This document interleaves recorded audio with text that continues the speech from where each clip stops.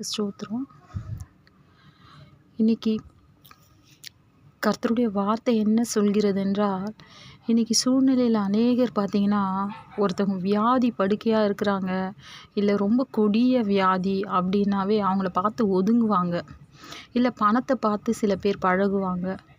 இல்லை அவங்களுடைய சூழ்நிலைக்கு தகுந்த மாதிரி எப்படி வெதர் கண்டிஷன் எப்படி மாறுதோ, காலங்கள் சூழ்நிலைகள் மாறுதோ, அதுபோல் மனிதருடைய தன்மையும் மாறும்.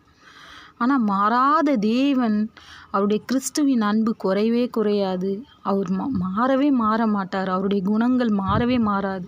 அவர் அன்புள்ளவர், வல்லமையுள்ளவர், பலத்த பராக்கிரமசாலி, எப்பொழுதும் உங்களை நேசிக்கிறவர். அவருடைய கிறிஸ்துவனுடைய வார்த்தை என்ன சொல்கிறது என்றால், இயேசு கிறிஸ்து நேற்றும் இன்றும் என்றும் மாறாதவராக இருக்கிறார். மனிதர்கள் தாங்க ஒவ்வொரு சூழ்நிலைக்கு தகுந்த மாதிரி அவங்களுடைய முகங்கள் மாறும், அவங்களுடைய சுபாவங்கள் மாறும். ஆனால் கர்த்தர் மாறாத தேவன் உங்களோடு இருந்து பெரிய காரியங்களை செய்வார்.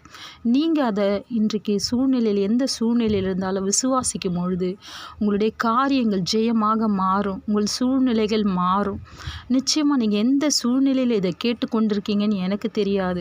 ஒருவேளை நீங்கள் இந்த வியாதி நிமித்தமாக கஷ்டப்பட்டுட்ருக்கலாம், இல்லை பண கஷ்டமாக இருக்கலாம், இல்லை மனது கஷ்டமாக இருக்கலாம், இல்லை உங்கள் குடும்பத்தில் போராட்டமாக இருக்கலாம்.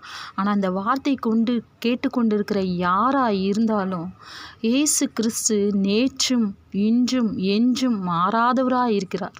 அதனால் அவர் எப்பொழுதுமே மாறாத தேவன் உங்களோடு இருக்கிறதுனால எதை குறித்தும் கவலைப்படாதீங்க. ஆண்டவர் பெரிய காரியங்களை செய்வார். கர்த்தருடைய நாமம் மகிமைப்படுவதாக. ஆமேன்.